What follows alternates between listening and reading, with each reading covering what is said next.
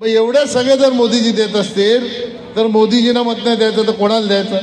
आपण सगळ्यांनी टाळ्या वाजवून स्वागत करा माननीय मुख्यमंत्री एकनाथ शिंदे साहेबांचं.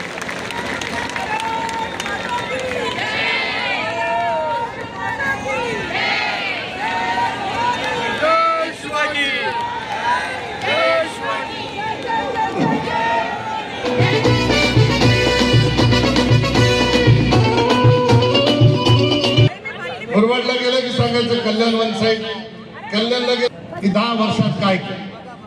मला असं वाटतं मला विचारलं तर काय फरक पडतो, तर मोदीजींना पण विचारतात मोदीजींनी 10 वर्षात काय केलं. तर मोदीजींनी 10 वर्षात काय केलं हे विचारतात. त्यांचे खरोखर त्यांना चष्मा बदलला पाहिजे की नाही बदलला पाहिजे.